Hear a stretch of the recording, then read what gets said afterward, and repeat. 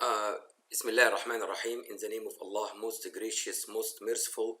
I am recording again this 10 minutes series that I'm titling it, What is the Quran Anyway?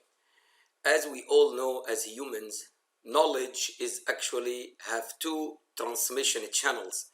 One which is transmission through time from one generation to another, and the other one is actually harvesting it through the mental capacity of the brains of the human beings. So in Arabic it's al-aql wal naql. So you think about something and you develop something from your environment, and that's using the mental knowledge, and then transmission knowledge, which is the knowledge of generation to generation.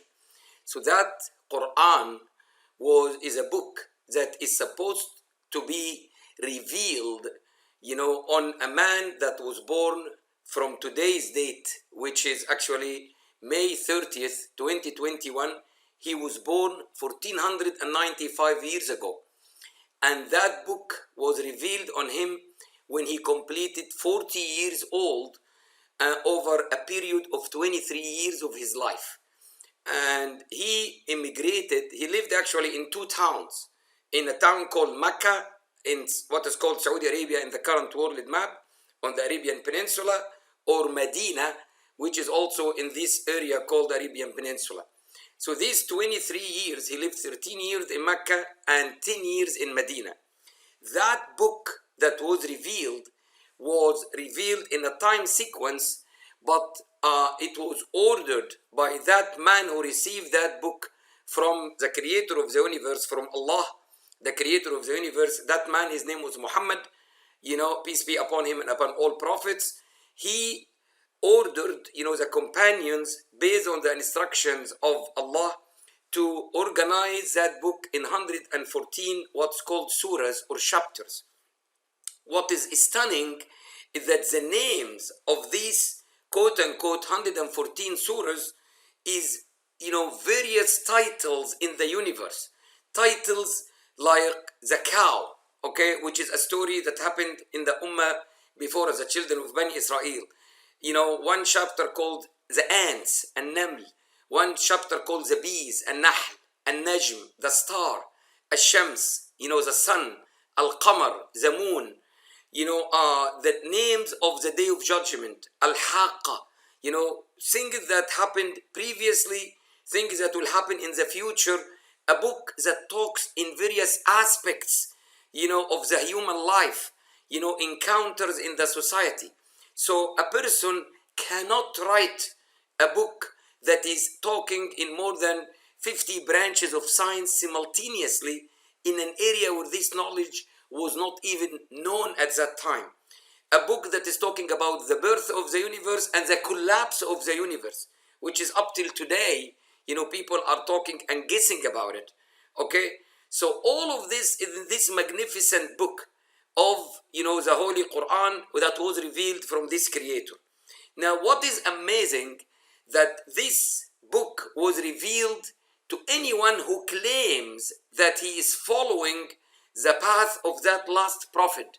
Because in that book, Allah is mentioning that he sent people from time to various nations across the universe. Nations like the Indian nation, the Chinese nation, the Japanese nation. They all got prophets before. However, that book is talking about the last 2,000 years of the human history, which is not even more than 7,000 years from the birth of Adam and his descent here so far. We didn't even reach that 7,000, quote unquote mark yet.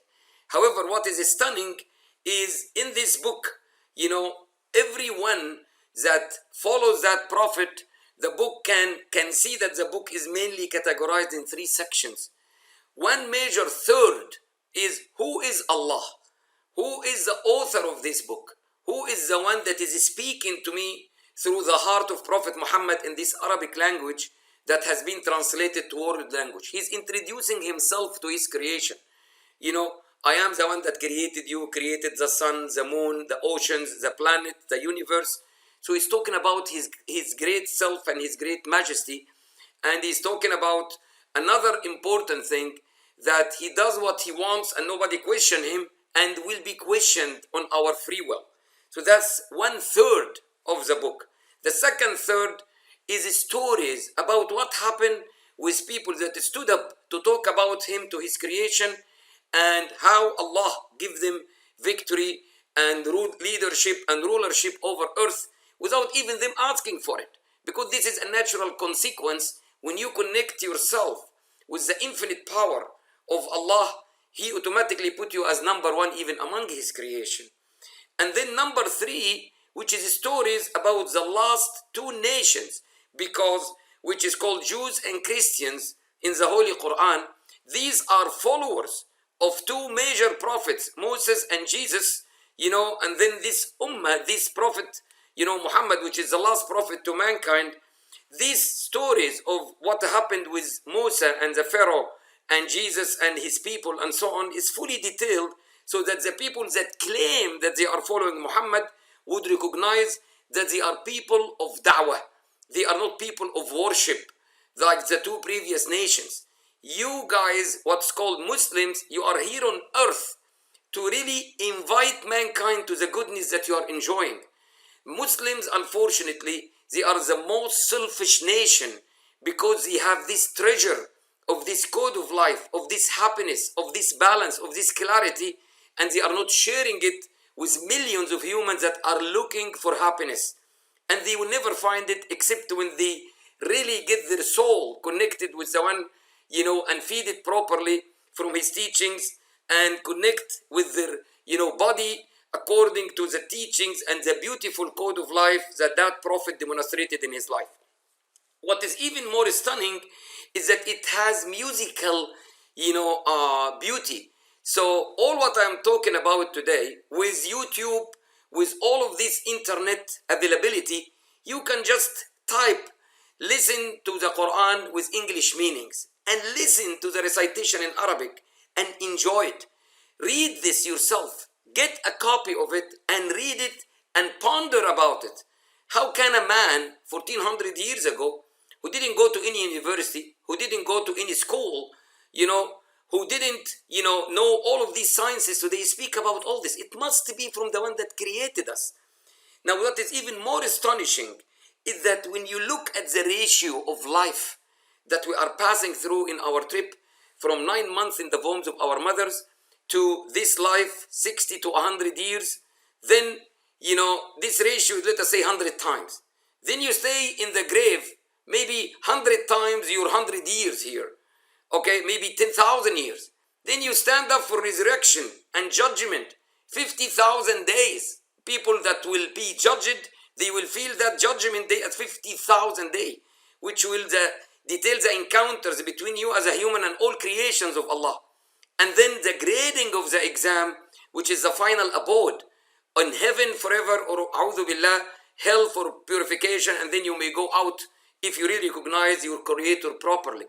So this recording is an invitation for all of us as humans that use our mental capacity today to give ourselves a chance, just a chance, to grab this book or read it in your spare time. Read it as if it is a letter from your creator to you. He is speaking to you on the heart of Muhammad. This letter to you, Mr. Ayman, from Allah. So read it and think about it and see what he wants from you. Nothing less than make you a king forever and ever and ever. So think high of yourself and give yourself the best it deserves. Give yourself the relationship as a servant to Allah to make you a king in this life and forever in the hereafter. Please listen to the Holy Quran or read it and share this with all people that understand the English language. My intention is to really localize, the Holy Quran, which is already translated, but in audio translation, so that it's published on the internet and people can get a chance to listen to this beautiful message that makes us all as happy humans at the end of the day. Thank you so much for listening, and best of luck in your life, and may Allah guide you to the best in this world and forever after. Thank you.